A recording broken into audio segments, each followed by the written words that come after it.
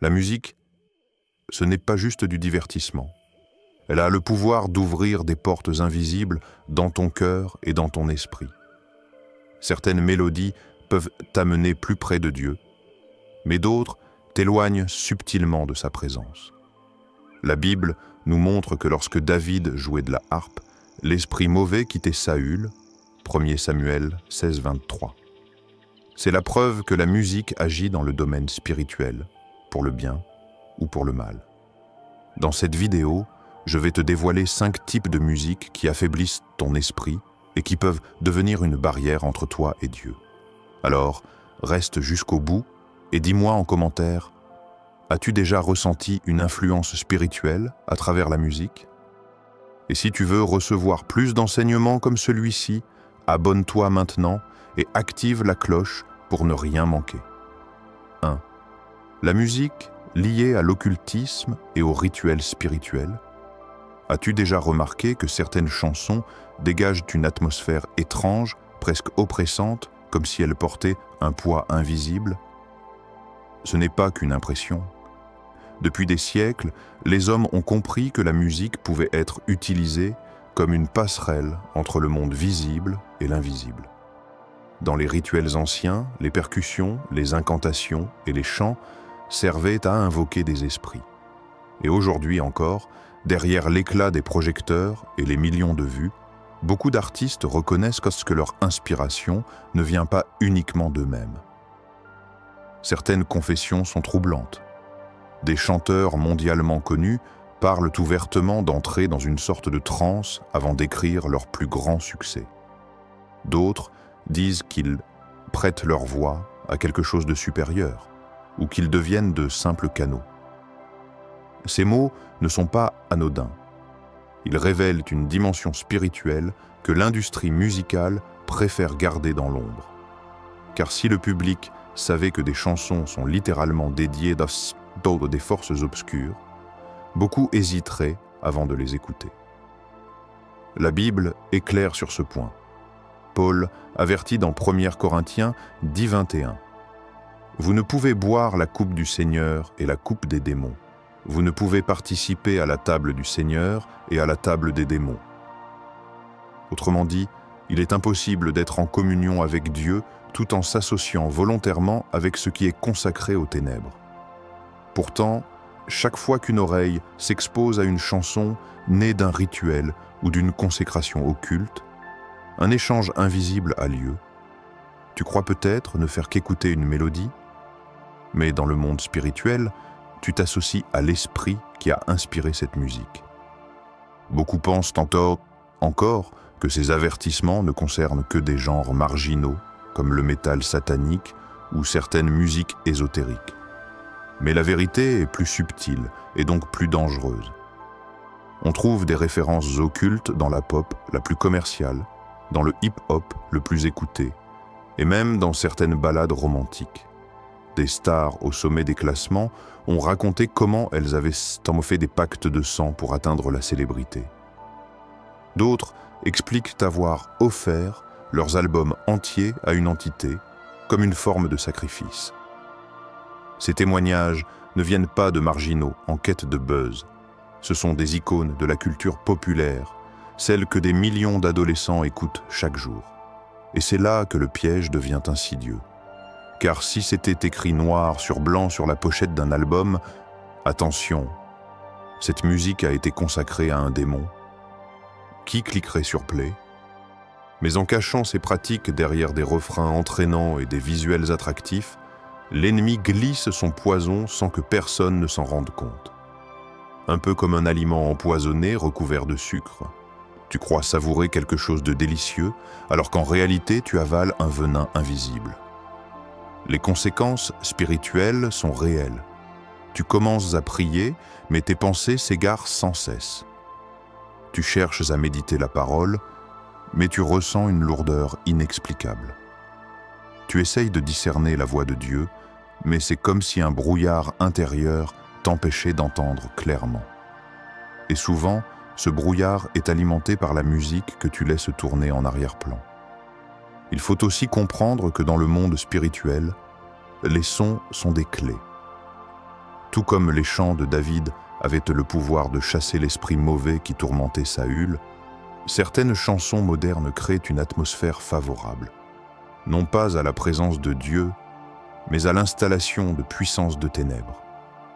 Ce n'est pas seulement une question de style musical ou de goût personnel.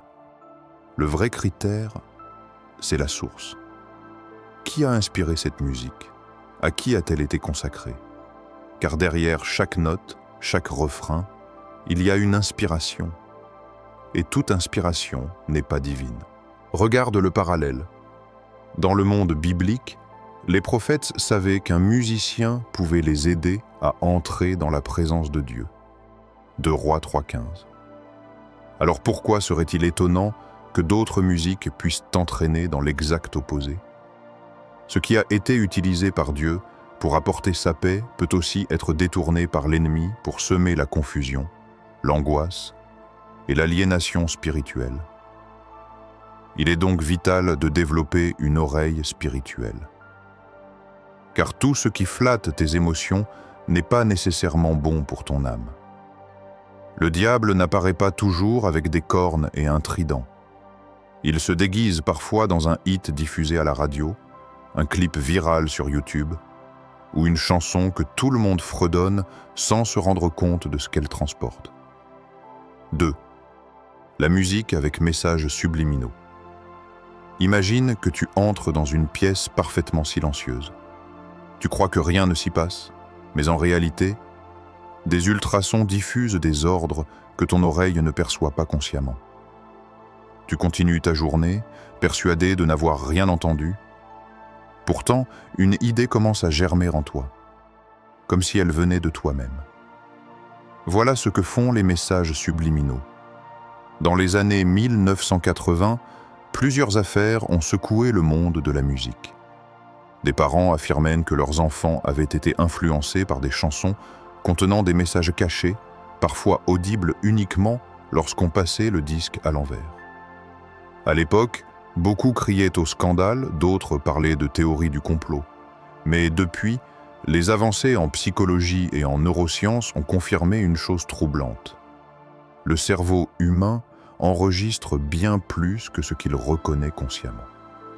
Chaque mot, chaque son, chaque intonation traverse notre système auditif et laisse une trace. Même si tu n'en as pas conscience, ton subconscient, lui, enregistre. C'est comme une caméra de surveillance intérieure qui filme tout sans faire de tri. Le problème, c'est que les producteurs de musique, eux, savent très bien comment utiliser cette faille. Ils savent comment glisser des phrases, des sons ou des rythmes qui parlent directement à ton subconscient. Ces messages cachés ne disent jamais « aime ton prochain »,« pardonne »,« marche dans la lumière ». Non, au contraire. Ils plantent des graines de rébellion, de perversion, de haine, de désespoir. Parfois, le message est une simple répétition de mots sombres. Kill, Kissa, di, submit.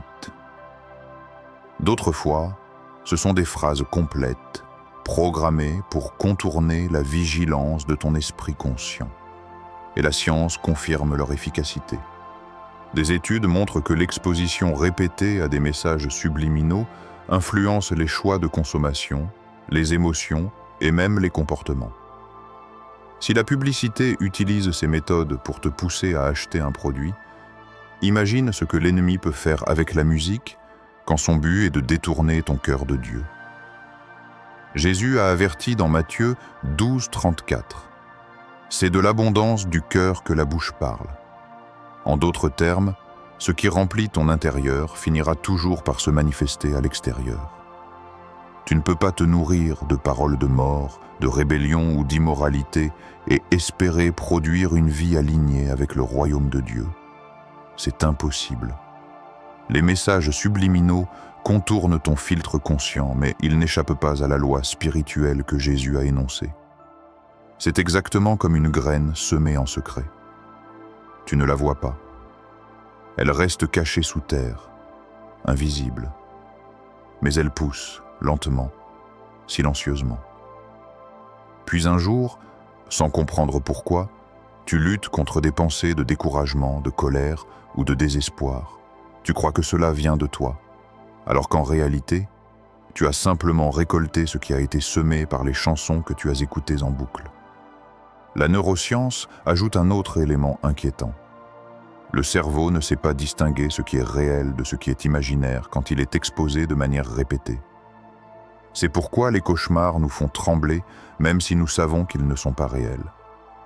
De la même manière, entendre constamment des paroles subliminales, violentes ou impures, installe en toi des schémas de pensée qui deviennent peu à peu ta normalité.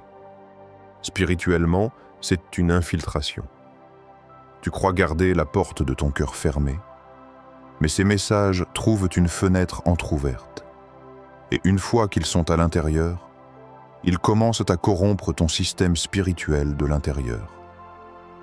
Paul nous avertit dans Philippiens 4:8 de filtrer nos pensées, que tout ce qui est vrai, tout ce qui est honorable, tout ce qui est juste, tout ce qui est pur, que cela occupe vos pensées. Mais comment appliquer ce verset si tes playlists diffusent en continu le contraire de ce que Paul recommande? Le plus alarmant, c'est que beaucoup de producteurs et d'ingénieurs du son ont reconnu l'existence de ces techniques. Certains ont même témoigné avoir reçu des directives précises pour intégrer des messages antichrétiens ou immoraux dans des morceaux destinés au grand public. Ce ne sont pas des spéculations, c'est une stratégie consciente, utilisée pour influencer une génération entière sans qu'elle en soit consciente. Tu vois, le danger des messages subliminaux n'est pas dans leur intensité, mais dans leur discrétion. Si un homme crie des insultes dans la rue, tu peux choisir de t'éloigner. Mais si la même violence est chuchotée à ton subconscient par une chanson à la mode, tu n'as pas l'impression de devoir te protéger. Et c'est précisément là que l'ennemi gagne du terrain. Il se cache derrière des refrains populaires, il se glisse dans des beats entraînants, il infiltre ton subconscient en silence. Chaque écoute devient alors comme une injection invisible qui te programme doucement mais sûrement. Tu n'as pas besoin d'y croire pour en être affecté. Comme la radiation que tu ne vois pas mais qui brûle ton corps, les messages subliminaux travaillent dans l'ombre jusqu'à changer ton paysage intérieur. 3. La musique construite sur des fréquences altérées ferme les yeux un instant et imagine. Tu marches dans une forêt au petit matin. Le vent caresse doucement les feuilles, les oiseaux chantent, l'eau d'un ruisseau s'écoule paisiblement. Tout est en ordre. Chaque son trouve naturellement sa place, comme si la création entière respirait à l'unisson. Voilà l'harmonie que Dieu a déposée dans l'univers, un ordre invisible mais réel. Chaque étoile, chaque goutte d'eau, chaque battement de ton cœur vibre à une fréquence précise. Rien n'est hasard, tout est équilibre. Maintenant, imagine que dans cette même forêt, quelqu'un frappe un tambour désaccordé, bruyant, répétitif. Le chant des oiseaux disparaît, le murmure de l'eau est couvert. Et ton esprit, au lieu d'être apaisé, se sent oppressé. C'est ce qui se passe lorsque nous exposons nos âmes à des fréquences altérées. Depuis des décennies, l'industrie musicale a normalisé l'utilisation de certaines fréquences qui ne correspondent pas à l'harmonie naturelle de la création. Au lieu d'accompagner la symphonie divine, elles la contredisent. Et même si nos oreilles s'y habituent, notre esprit, lui, en subit les conséquences. Car les fréquences ne sont pas de simples chiffres techniques. Elles sont comme des couleurs invisibles qui peignent l'atmosphère de notre âme. Certaines ouvrent des espaces intérieurs de paix, d'autres créent un brouillard étouffant. L'effet peut sembler subtil, presque imperceptible, mais il est bien réel. C'est comme écouter une station de radio où la voix est brouillée par des parasites constants. Tu crois entendre quelque chose, mais le message est distordu, instable, fatigant. La Bible nous donne un exemple magnifique du contraire. Quand David jouait de la harpe devant Saül, l'esprit mauvais quittait le roi, et il retrouvait le repos. 1 Samuel 6, 23. La musique de David n'était pas simplement belle. Elle était alignée sur l'ordre divin. Ses cordes vibraient à la fréquence du ciel, et cette harmonie avait le pouvoir de repousser les ténèbres. Alors demande-toi, si certaines fréquences peuvent apporter la paix, pourquoi serait-il étrange que d'autres puissent provoquer le chaos intérieur? Nous sommes comme des instruments vivants. Ce que nous écoutons accorde ou désaccorde notre âme. Une musique désalignée avec l'ordre de Dieu peut transformer ton cœur en champ de bataille, même sans paroles explicites. Pense aux vagues qui sculptent le sable d'une plage. Quand elles sont régulières, elles créent des motifs harmonieux, presque parfaits. Mais si elles deviennent brutales et chaotiques, elles brisent tout sur leur passage. De la même façon, les fréquences sonores façonnent ton monde intérieur. Elles dessinent des formes invisibles dans ton esprit, soit ordonnées et claires, soit fragmentées et chaotiques. Et c'est là que réside le piège. Tu ne vois pas ces formes. Tu n'entends pas le désordre avec tes oreilles naturelles, mais ton esprit, lui, les ressent. Tu te sens agité sans raison, nerveux, incapable de prier avec concentration. Tu ouvres ta Bible, mais tes pensées dérivent. Tu veux adorer, mais quelque chose en toi reste distrait, dispersé. Bien souvent, ces interférences trouvent en leur origine dans ce que tu as laissé entrer par tes écouteurs. Le monde spirituel le sait. L'ennemi comprend le pouvoir des fréquences mieux que nous. Ce que Dieu a donné comme un outil de guérison et de communion peut être détourné comme une arme de confusion. Comme un instrument désaccordé qui empêche l'orchestre d'avancer, la musique aux fréquences artificielles empêche ton âme de résonner avec la voix de Dieu. Et voici la vérité que peut ose dire, tu n'as pas besoin d'être conscient de ces effets pour en être affecté. Comme la chaleur du soleil brûle ta peau, même si tu ne la regardes pas, les fréquences altérées marquent ton esprit, qu'importe ton attention. C'est pourquoi certains se sentent oppressés après des heures de musique moderne, sans comprendre pourquoi. Dieu nous a créés pour vibrer avec lui. Comme une harpe entre les mains du Saint-Esprit, ton cœur est destiné à résonner avec sa présence. Mais si tu laisses les cordes de ton âme être frappées par des sons désaccordés, le résultat sera toujours un brouillard intérieur. Alors pose-toi la question, est-ce que peut-être que la musique que tu écoutes ouvre un espace de respiration spirituelle ou au contraire resserre-t-elle ton esprit dans une atmosphère lourde et confuse? La réponse n'est pas seulement dans ce que tes oreilles entendent, mais dans ce que ton âme ressent après l'écoute. 4. La musique aux paroles qui glorifient le péché. J'aimerais te raconter une histoire, celle d'un jeune homme qui avait grandi dans une famille chrétienne. Dès son enfance, il connaissait les chants de louange et la paix qu'ils pouvaient apporter. Mais en entrant au lycée, il a commencé à se laisser attirer par d'autres sons. Pas de musique occulte, pas de rituels étranges, juste les chansons que tout le monde écoutait. Des morceaux entraînants, diffusés à la radio, repris dans les soirées, chantés à tue-tête par ses amis. Au début, il ne prêtait pas attention aux paroles. Pour lui, ce n'était que de la musique. Mais à force d'écouter, certains refrains ont commencé à s'imprimer dans son esprit. Des mots qui parlaient d'amour superficiel, de relations sans engagement, de haine contre l'autorité, de plaisir sans limite. Chaque matin, il se réveillait avec ces phrases dans la tête. Chaque soir, il s'endormait avec ces mêmes mélodies. Peu à peu, son cœur s'est habitué à entendre comme normal ce que la parole de Dieu appelait péché. C'est exactement là que réside le danger. Les paroles qui célèbrent l'immoralité, la violence, la haine ou le blasphème agissent comme un poison lent. Pas une goutte mortelle en un instant, mais une infusion progressive qui s'installe dans ton esprit. Le livre des Proverbes nous avertit « Garde ton cœur plus que toute autre chose, car de lui jaillissent les sources de la vie. » Proverbe 4, 23. Mais comment garder son cœur si on l'expose en permanence à des chants qui glorifient la rébellion contre Dieu?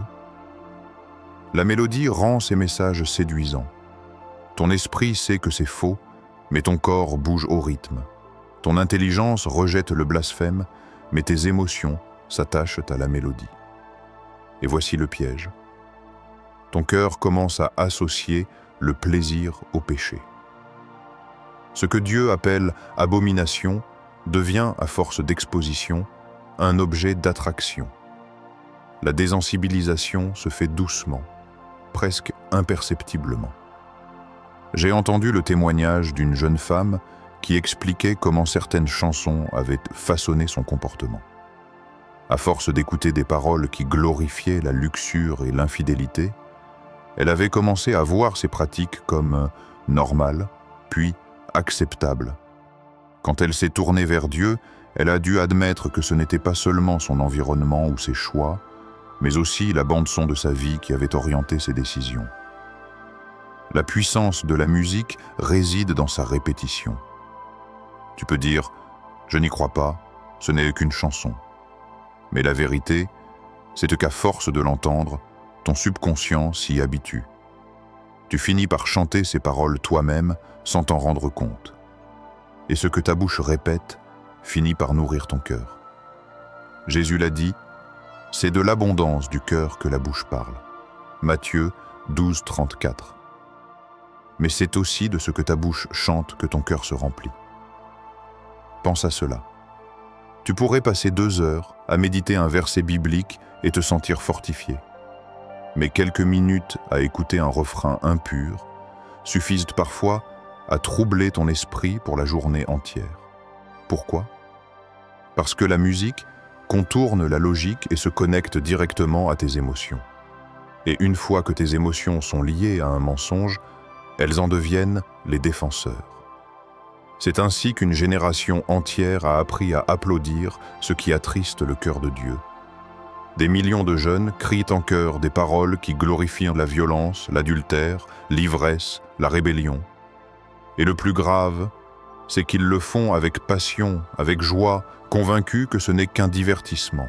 Mais dans le monde spirituel, chaque refrain est une confession, chaque mélodie une déclaration d'allégeance. Revenons au jeune homme du début de l'histoire. Un jour, il s'est surpris à prononcer des phrases qu'il n'aurait jamais imaginé dire. Des mots durs, blessants, remplis de colère. Quand il a pris le temps de réfléchir, il a réalisé qu'il venait des chansons qu'il fredonnait depuis des mois. Sa bouche avait fini par répéter ce que son cœur avait absorbé en secret. Voilà pourquoi il est si vital de surveiller les paroles que nous laissons entrer dans notre esprit. La musique n'est pas neutre. Les mélodies qui glorifient le péché ne sont pas simplement des chansons qui parlent de la réalité. Elles sont des semences, et ces semences finissent par produire une récolte. Si elles exaltent la haine, elles produiront la haine. Si elles célèbrent la luxure, elles produiront la luxure. Progresser dans la foi demande de garder son cœur pur, et cela inclut la vigilance dans ce que nous écoutons. La désensibilisation est progressive. Personne ne se réveille un matin en aimant le péché. Mais à force d'y être exposé sous une forme séduisante, enrobé de musique, ton esprit baisse la garde, et ton cœur finit par s'habituer. Et c'est ainsi que tu peux perdre la sensibilité au Saint-Esprit, sans même t'en rendre compte. 5. La musique issue de traditions païennes et de pratiques spirituelles étrangères. Depuis l'aube de l'humanité, la musique a été plus qu'un simple divertissement. Elle a été un outil, une arme, une passerelle entre le visible et l'invisible. Dans les sociétés anciennes, chaque rythme, chaque chant, chaque son avait une signification spirituelle. Rien n'était neutre. Les tambours battaient pour invoquer la pluie ou pour appeler les esprits des ancêtres. Les incantations s'élevaient dans les temples païens pour séduire leurs divinités. Les danses rituelles n'étaient pas de simples spectacles, elles étaient des portes d'accès à d'autres réalités. Dans les traditions africaines, amérindiennes, asiatiques ou polynésiennes, Les percussions jouaient un rôle central. Le battement répétitif du tambour n'était pas choisi au hasard. Il imitait le rythme du cœur et induisait une transe, un état altéré de conscience. Dans cet état, les participants croyaient entrer en contact avec les esprits. Les chants qui accompagnaient ces percussions étaient souvent des invocations. Les voix montaient et descendaient comme des vagues, destinées à appeler ou accueillir une entité spirituelle. Ces pratiques ne sont pas reléguées au passé. Beaucoup de genres musicaux modernes, sans que leurs auditeurs en aient conscience, portent encore l'empreinte de ces racines. Le reggae, certains styles de rock, de techno, ou même de musique New Age, reprennent des structures rythmiques et des sonorités directement issues de rituels religieux anciens. Quand elles sont déconnectées de leur contexte, on pourrait croire qu'elles perdent en leur charge spirituelle. Mais dans le monde invisible, les sons gardent une mémoire. Le tambour qui servait hier à invoquer une divinité païenne ne devient pas soudainement neutre parce qu'il est joué sur une scène moderne. C'est pourquoi Dieu a toujours été très clair avec son peuple. Dans Deutéronome 12:30, il avertit Israël. « Garde-toi de te laisser prendre au piège en les imitant, en cherchant à savoir comment ces nations servent leur Dieu, afin de faire de même. » Dieu ne dit pas seulement « n'adore pas leur Dieu », mais il va plus loin. Ne copie même pas leurs pratiques. Pourquoi ? Parce que chaque élément, même culturel ou artistique, pouvait devenir un point de contact avec le spirituel. Dans 2 Corinthiens 6:14-15, Paul reprend ce même principe. Quel rapport y a-t-il entre la justice et l'iniquité? Ou quelle communion entre la lumière et les ténèbres? Quel accord entre Christ et Bélial? Autrement dit, il n'existe pas de terrain neutre entre les deux royaumes. Soit une musique porte la fragrance du ciel, soit elle ouvre la porte à une atmosphère étrangère, à l'Esprit de Dieu. Beaucoup de croyants pensent encore que tant qu'une chanson n'a pas de paroles mauvaises, elle est inoffensive. Mais la racine spirituelle compte autant que les paroles. Certains rythmes et certaines structures ont été créés spécifiquement pour faciliter l'entrée en transe ou pour accueillir des esprits. Même lorsqu'ils sont intégrés dans des morceaux modernes présentés comme du divertissement, ils conservent cette même fonction spirituelle. On pourrait comparer cela à un symbole. Imagine un signe ancien utilisé dans des rituels occultes. Même si quelqu'un le dessine aujourd'hui sans savoir ce qu'il signifie, il garde toujours sa valeur spirituelle. De la même manière, certains sons ou rythmes portent une empreinte spirituelle qui dépasse l'intention consciente de l'artiste ou de l'auditeur. C'est aussi pour cette raison que beaucoup de personnes témoignent d'un malaise spirituel après avoir écouté certains genres musicaux. Pas forcément à cause des paroles, mais parce que leur âme se sentait alourdie, oppressée. C'est cela preuve que ce qui était autrefois utilisé pour invoquer d'autres esprits continue de produire des effets spirituels aujourd'hui. Le diable n'a rien inventé, il se contente de corrompre ce que Dieu a créé. La musique a été donnée comme un outil puissant de communion avec le Créateur. Elle était au départ un langage sacré, une arme spirituelle, un canal de louange. C'est pourquoi l'ennemi s'est empressé d'en faire un instrument de confusion. Si Dieu utilise la musique pour attirer sa présence, l'ennemi l'utilise pour détourner la nôtre. Il est donc crucial d'ouvrir les yeux et d'être vigilant. Chaque choix musical est un acte spirituel. Tu ne peux pas nourrir ton âme de sons qui ont été conçus pour honorer d'autres esprits et espérer rester sensible à la voix de Dieu. Les sons emportent une mémoire, une empreinte. Ils ne sont jamais neutres. Souviens-toi, Dieu lui-même a choisi la musique comme moyen de manifester sa gloire. Les psaumes sont remplis d'exhortations à chanter, à jouer de la harpe, à battre du tambourin pour célébrer sa majesté. Si les chants de louange ouvrent la porte à sa présence, alors il n'est pas surprenant que d'autres chants ouvrent la porte à des influences contraires. Comment se protéger?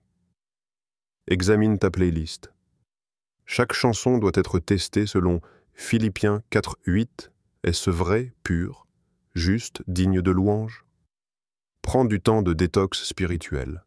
Mets-toi à l'écart de certaines musiques pour retrouver la clarté spirituelle. Remplace par la louange. Colossiens 3:16 nous appelle à remplir nos cœurs de psaumes, d'hymnes et de cantiques spirituels. Cherche le silence. Parfois, c'est dans le calme que Dieu parle le plus clairement.